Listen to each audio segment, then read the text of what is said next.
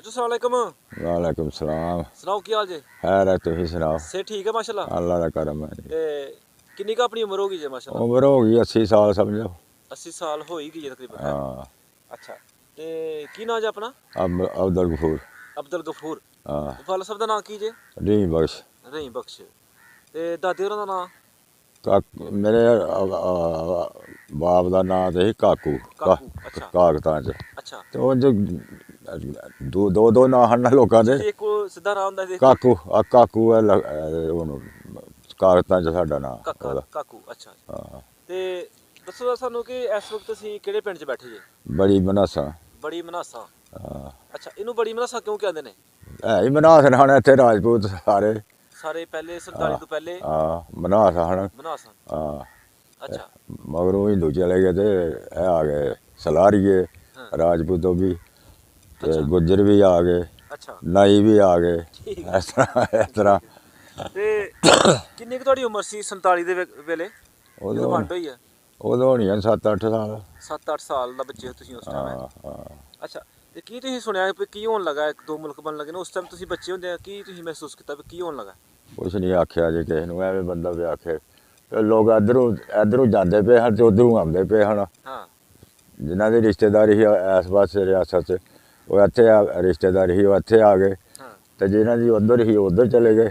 उधर चला गए। हाँ ठीक है। गए इधर हैं ते इधरों हिंदुस्तान च भी बड़े लोग आए हैं पठाना दे घर ने इत्थे साडे आए दे अच्छा ओह दो ते हुण तुहानू की लगदा ਸੀ ਵੀ ਕੀ ਹੁੰਦਾ ਪਿਆ ਉਸ ਵਕਤ ਬੱਚੇ इंज ਹੁੰਦੇ ਤੇ ਕੀ ਮਹਿਸੂਸ ਤੁਸੀਂ ਕਰਦੇ ਹੋ ਅਸੀਂ ਤੇ ਇਹੋ ਹੀ ਸੁਣਦੇ ਰਹੇ ਭਈ ਮੁਲਕ ਵੰਡਣ ਲੱਗੇ ਨੇ ਹਾਂ ਅਸੀਂ ਪਾਕਿਸਤਾਨ ਵੱਖਰਾ ਹੋਣਾ ਤੇ ਇੰਡੀਆ ਵੱਖਰਾ ਹੋਣਾ। ਇੰਡੀਆ ਵੱਖਰਾ ਹੋਣਾ ਹਾਂ। ਠੀਕ ਹੋ ਗਿਆ ਤੇ ਉਸ ਵਕਤ 47 ਤੋਂ ਪਹਿਲੇ ਕਿੰਨੀਆਂ ਕੁ ਕੌਮਾਂ ਬਾਸ ਸਨ ਤੁਹਾਡੇ ਪਿੰਡ ਵਿੱਚ?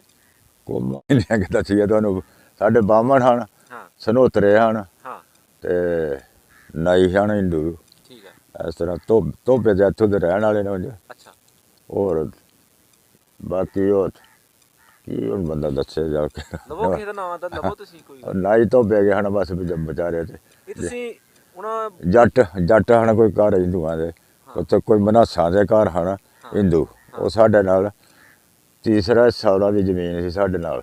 ਅੱਛਾ ਸਾਡੀਆਂ ਦੋ ਹਿੱਸੇ ਸੀ ਮਨਾਸਾਂ ਦੀ ਤੇ ਹਿੰਦੂਆਂ ਮਨਾਸਾਂ ਦੀ ਸੀ ਇੱਕ ਹਿੱਸਾ।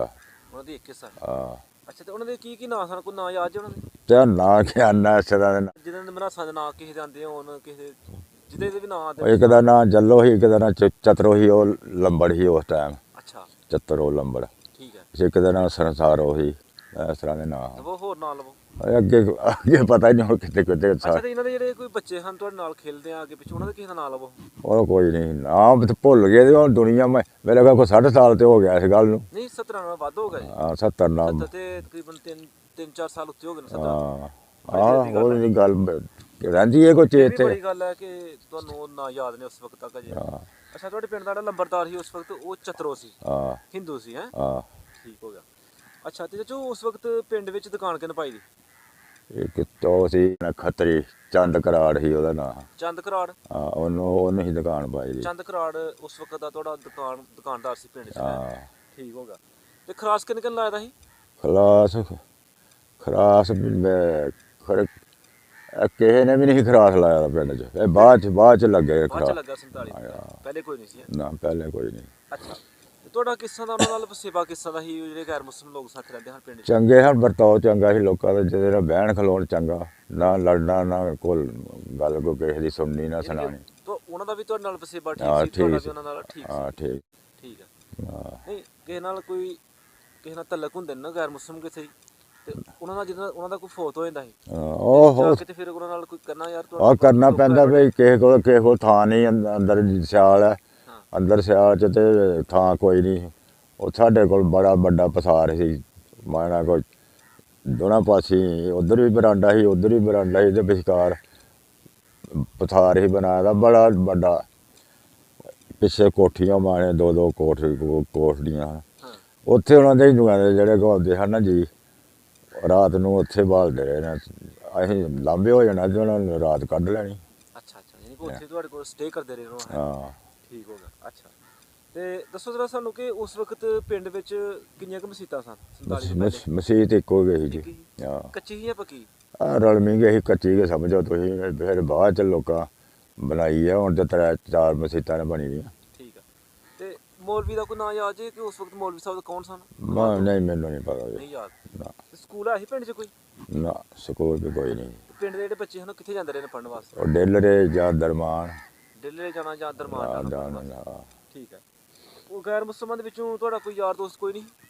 ਹਾਂ ਉਹ ਜੀ ਸ਼ੁਗਰ ਖਰਚਾ ਕਰ ਸ਼ੁਗਰ ਵਾਲਾ ਯਾਰ ਦੋਸਤ, ਉਹ ਜਿਹਦੇ ਸਾਡਾ ਮਜ਼ਹਬ ਲੈਦਾ ਉਹਨਾਂ ਦਾ ਲੈਦਾ। ਤੇ ਸ਼ੁਗਰ ਮੇਲੇ ਦੇ ਵਾਸਤੇ ਹੁੰਦਾ ਨਾ ਕਈ ਜੀ ਬੜੇ ਚੰਗੇ ਹੁੰਦੇ ਨੇ, ਖੁਸ਼ ਮਿਜ਼ਾਜ ਹੁੰਦੇ ਨੇ, ਸ਼ੁਗਰੀ ਹੁੰਦੇ ਨੇ। ਕਈ ਕਿਸੇ ਨਾਲ ਪਿਆਰ ਕੋ ਹੋ ਜਾਂਦਾ। ਹਾਂ ਖਾਣਾ ਪੀਣਾ ਤੇ ਨਹੀਂ ਕਿਸੇ ਦਾ ਪਰ ਕੁਝ ਬੰਦੇ ਨਾਲ ਪਿਆਰ ਹੋ ਜਾਂਦਾ। ਪਿਆਰ ਹੋ ਜਾਂਦਾ। ਉਹਦਾ ਕਿਸੇ ਦਾ ਨਾਂ ਲਵੋ ਜਿਹਦੇ ਨਾਲ ਤੁਹਾਨੂੰ ਪਿਆਰ ਸੀ। ਚੇਤਾ ਰਿਹਾ ਦਾ। ਠੀਕ ਹੈ। ਤੇ ਦੱਸੋ ਸਾਨੂੰ ਕਿ ਪਿੰਡ ਵਿੱਚ ਛੱਪੜ ਹੈ ਸੀ ਉਸ ਵਕਤ ਕੋਈ?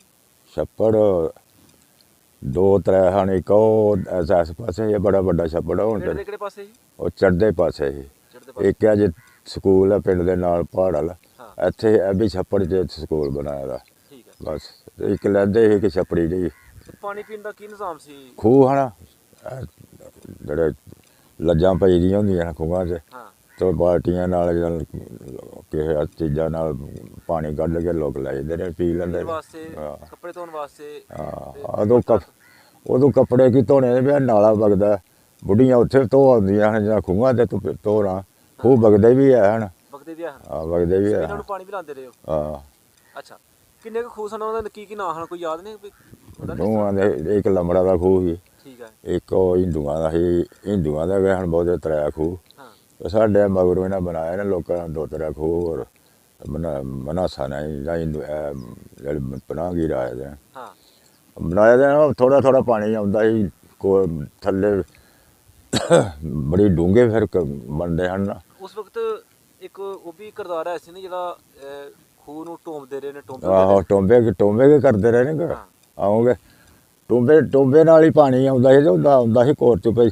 ਹੁਣ ਜੋਗ ਜੁਗੜੀ ਆ ਨਾ, ਤੇ ਮੇਰੇ ਖਿਆਲ 4-5 ਘੰਟੇ ਚੱਲੀ ਆ ਤੇ ਪਾਣੀ ਖਤਮ ਹੋ ਗਿਆ। ਅੱਛਾ ਅੱਛਾ। ਤੇ ਫਿਰ ਉਹ ਸਫਾਈ ਕਰਾਉਂਦੇ ਰਹੇ ਨੇ ਟੋਂਬੇ ਕੋਲੋਂ? ਹੈ ਨਹੀਂ, ਉਹ ਬੁਖਾਰੀ ਹੁੰਦਾ ਸੀ ਨਾ, ਫਿਰ ਪਾਣੀ ਲਾਂਭਾ ਤੋਂ ਜਮ੍ਹਾਂ ਹੋ ਜਾਂਦਾ ਸੀ। ਕੋਈ 4 ਘੰਟੇ ਬਾਅਦ ਫਿਰ ਥੋੜਾ ਸਬਰ ਕਰਨਾ ਤੇ ਪਾਣੀ ਫਿਰ ਇਕੱਠਾ ਹੋ ਜਾਂਦਾ। ਫਿਰ ਇਕੱਠਾ ਹੁੰਦਾ। ਠੀਕ ਹੋ ਗਿਆ। ਅੱਛਾ। ਜਦੋਂ ਫਿਰ ਵੰਡ ਹੋਈ ਹੈ 47 ਦੀ, ਹਾਂਜੀ, ਤੇ ਤੁਸੀਂ ਲੋਕਾਂ ਨੇ ਜਿਹੜੇ ਉਹ ਗੈਰ ਮੁਸਲਿਮ ਲੋਕ ਇੱਥੋਂ ਗਏ ਨੇ, ਉਹਨਾਂ ਨਾਲ ਕਿਸ ਤਰ੍ਹਾਂ ਸਲੂਕ ਕੀਤਾ? ਉਹਨਾਂ ਨਾਲ ਕੋਈ ਚੰਗਾ ਹੀ ਕੀਤਾ ਜੀ। ਉਹਨਾਂ ਨਾਲ ਲੜੇ ਆ ਤੇ ਨਾ ਉਹਨਾਂ ਨੂੰ ਮਾਰਿਆ ਕਿਸੇ ਨੇ। ਜਿਸ ਤਰ੍ਹਾਂ ਮਰਜ਼ੀ ਆ ਉਹਨਾਂ ਦੀ ਉਹ ਲੈ ਗਏ ਸਮਾਨ ਕਿੰਨਾ ਖੜਨਾ ਸੀ ਲੋਕਾਂ ਨੇ।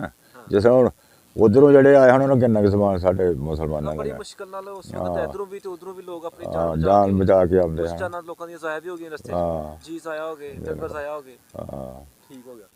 ਅੱਛਾ। ਨਹੀਂ ਕਿ ਤੁਹਾਡਾ ਸਲੂਕ ਉਹਨਾਂ ਨਾਲ ਠੀਕ ਸੀ? ਠੀਕ। ਅੱਛਾ। ਸਾਨੂੰ ਦੱਸੋ ਜ਼ਰਾ ਕਿ ਕਦੇ ਮੌਕਾ ਮਿਲਿਆ ਕਦੇ 47 ਤੋਂ ਪਹਿਲੇ ਕਿਸੇ ਰਿਸ਼ਤੇਦਾਰੀ ਦੇ ਤੌਰ ਤੇ ਰਿਆਸਤ ਵੱਲ ਜਾਣ ਦਾ? ਨਾ ਜੀ, ਨਹੀਂ ਗਏ ਕਦੇ? ਨਹੀਂ ਗਏ। ਠੀਕ ਹੋ ਗਿਆ। ਤੇ ਉਹ ਪੁਰਾਣਾ ਵਕਤ ਚੰਗਾ ਸੀ? ਨਹੀਂ, ਇੱਕ ਹੈ ਸੀ ਵੀ ਉਹ ਮੈਂ ਆਪਣੇ ਨਾਨਕੇ ਉਦੋਂ ਰਹਿੰਦਾ ਰਿਹਾ, ਛੋਟਾ ਜਿਹਾ। ਹਾਂ। ਤੇ ਨਾਲ ਉਹ ਜਿਹੜਾ ਕਰਤਾਲ ਪਿੰਡ ਹੈ ਤੁਹਾਡਾ? ਹਾਂ, ਉਹ ਕੰਦਰਾਲ ਨਹੀਂ, ਕੰਦਰਾਲ ਰਿਆਸਤ 'ਚ ਛਿੰਝ ਹੁੰਦੀ ਉੱਥੇ ਛਿੰਝ ਹੁੰਦੀ ਸੀ। ਉਹ ਦੇਖਣ ਚਲੇ ਜਾਂਦਾ ਰਿਹਾ ਕਿ ਨਿਆਣੇ ਬੰਦਿਆਂ ਨਾਲ। ਠੀਕ ਹੈ। ਉੱਥੇ 2-3 ਵਾਰੀ ਗਿਆ ਵਾ। ਕੰਦਰਾਲ ਯਾਨੀ ਕਿ ਤੁਸੀਂ ਦੇਖਿਆ ਦਾ? ਹਾਂ। ਕੰਦਰਾਲ ਦੇ ਜਿਹੜੇ ਰਸਤੇ 'ਚ ਪਿੰਡ ਆਉਂਦੇ ਹਨ, ਕਿ ਕੋਈ ਪਿੰਡ ਯਾਦ ਹੈ? ਸੂਜਨ ਪਿੰਡ ਹੈ, ਉਹ ਪਾਕਿਸਤਾਨ ਦੀ ਬਾਰਡਰ ਤੇ ਹੈ। ਸੂਜਨ ਕੰਡਿਆਲ? ਹਾਂ ਹਾਂ। ਉਹ ਇੱਧਰ ਦੀ ਹੈ। ਪਰਲੇ ਪਾਸੇ ਦੇ ਕੋਈ ਪਿੰਡ ਕਿਸੇ ਦਾ ਨਾਂ ਯਾਦ ਹੋਏ? ਜੁਗਵਾਲ ਤੇ ਕੰਦਰਾਲ ਉਹ ਮੈਨਾ ਸਾਮਦੂ ਜੱਸੋ ਚੱਕ, ਇਹ ਨਾਂ ਨੇ। ਇਹ ਨਾਂ ਸਾਰੇ ਪਿੰਡ ਨੇ ਇਕੱਠਿਆਂ। ਤੇ ਬਾਬੇ ਸ਼ਹੀਦਾਂ ਕਦੇ ਮੇਲਾ ਨਹੀਂ ਦੇਖਿਆ? ਦੇਖਿਆ ਜੀ ਬੜੇ ਇੰਡੀਆ 'ਚ ਪਹਿਲੇ ਮੇਰੇ ਖਾਰਸ਼ ਹੁੰਦੀ ਸੀ, ਛੋਟਾ ਹੀ ਹਾਂ ਮੈਂ। ਮੇਰੇ ਬਾਲਦ ਸਾਹਿਬ ਨੇ ਲੈ ਜਾਣਾ ਮੈਨੂੰ ਚੁੱਕ ਕੇ ਮੇਲੇ ਤੇ, ਖੂਹੀ ਹੁੰਦੀ ਸੀ ਉੱਥੋਂ ਪਾਣੀ ਪਿਲਾਉਣਾ ਤੇ ਨਹਾਲਣਾ। ਉਹਨੂੰ ਚੁੱਕ ਕੇ ਖੜਦਾ ਰਿਹਾ ਮੈਂ। ਇੱਥੇ ਬਾਬੇ ਦੀ ਜਗ੍ਹਾ ਬਣੀ ਦੀ ਹੈ? ਹਾਂ ਬਣੀ ਦੀ ਹੈ, ਜਿਹੜੀ ਇਸ ਵਕਤ ਉਹ ਇੰਡੀਆ ਵਾਲੀ ਸਾਈਡ ਤੇ ਹੈ। ਹਾਂ। ਠੀਕ ਹੋ ਗਿਆ। ਅੱਛਾ। ਸ਼ਾਦੀ ਤੁਹਾਡੀ ਫਿਰ ਕਿੱਥੇ ਹੋਈ? ਸ਼ਾਦੀ ਖਲੀਲਪੁਰ ਪਿੰਡ ਹੈ, ਟੇਕ ਦੇ ਕੰਢੇ ਤੇ ਜਿਹੜਾ? ਹਾਂ, ਡੇਕ ਦੇ ਕੰਢੇ ਤੇ ਲੈਂਦੇ ਪਾਸੇ ਉੱਥੇ। ਤੇ ਉਸ ਵਕਤ ਬਰਾਤ ਕਾਹਤੇ ਗਈ ਤੁਹਾਡੀ, ਪੈਦਲ ਜਾਂ ਕਿਸੇ ਚੀਜ਼ ਤੇ ਬੈਠੀ? ਨਹੀਂ, ਮੈਂ ਜਦੋਂ 47 ਜੰਗ ਲੱਗਾ ਨਹੀਂ ਮਾਂ ਆਈ ਆ 71 ਵਾਲਾ। 65 ਵਾਲਾ? ਨਹੀਂ 71 ਵਾਲਾ। 71 ਵਾਲਾ। ਉਦੋਂ ਕੀਤੀ ਸੀ ਉੱਥੇ ਸ਼ਾਦੀ। ਅੱਛਾ। ਮੇਰਾ ਭਾਈ ਵੀ ਵੱਡਾ ਸੀ ਜਿਹੜਾ ਮੇਰੇ ਨਾਲ, ਉਹ ਵੀ ਉੱਥੇ ਹੀ ਇੱਕੋ ਘਰ ਕੀਤਾ। ਉਸ ਵਕਤ ਜੋ ਕੀ ਰਿਵਾਜ ਸੀ, ਬਰਾਤ ਨੂੰ ਕੀ ਖਾਂਦੇ ਰਹੇ ਨੇ?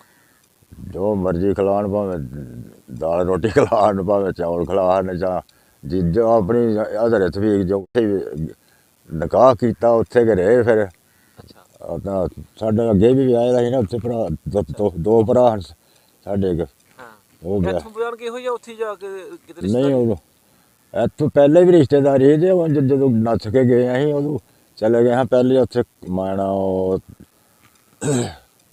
ਮੈਂ ਫੈਸਲਾਬਾਦ ਤੋਂ ਅੱਗੇ ਤਹਿਸੀਲ ਸਮੁੰਦਰੀ ਚ ਹਾਂ ਪੰਦਰਾਂ ਵਾਲੀ ਸਾਈਡ ਤੇ ਹਾਂ ਉੱਥੇ ਰਹੇ ਹਾਂ 3 ਕੁ ਮਹੀਨੇ ਫਿਰ ਇੱਥੇ ਆਉਣਾ ਮਿਲਣਾ ਗਿਲਣਾ ਸਾਕਾਂ ਤੋਂ ਆਖਣ ਲੱਗੇ ਤੁਸੀਂ ਸਾਡੀ ਦੂਰ ਦੇ ਵਿੱਚ ਚਲੇ ਗਏ ਹੋ ਜਿਹੜੇ ਇੱਥੋਂ ਪਿੰਡ ਤੁਹਾਡੇ ਚ ਉਹ ਗੈਰ ਮੁਸਲਿਮ ਲੋਕ ਇੱਥੇ ਰਹਿੰਦੇ ਰਹੇ ਨੇ ਪਹਿਲੇ ਹਾਂ ਕੋਈ ਨਹੀਂ ਆਪਣਾ ਪਿੰਡ ਦੇਖਣ ਆਇਆ ਨਾ ਦੁਬਾਰਾ ਨਾ ਕੋਈ ਨਹੀਂ ਆਇਆ ਕੋਈ ਨਹੀਂ ਆਇਆ ਆਪਣੇ ਮੌਜਾਂ ਨੇ ਉਸ ਵਕਤ ਕਿਹੜੀ ਕਿਹੜੀ ਫਸਲ ਹੁੰਦੀ ਸੀ ਪਿੰਡ ਆਪਣੇ ਕੋਲ ਫਸਲ ਇਹੋ ਜਿਹੜੀਆਂ ਆ ਹੁੰਦੀਆਂ ਨੇ ਹੁਣ ਰੜੀ ਦੀਆਂ ਇਹੋ ਹੀ ਫਸਲ ਰਾਂਦੇ ਨੇ ਮੁੰਜੀ ਮਾਂਜੀ ਨਹੀਂ ਹਨ ਅਸੀਂ ਲਾਉਂਦੇ ਨਾ ਟਰਪੈਨਾ ਵੀ ਹਨ ਉੱਥੇ ਕਣਕ ਤੇ ਬਾਜਰਾ ਤੇ ਮਾਂ ਸ਼ਾਹ ਲੋਕਾਂ ਰਾਣੇ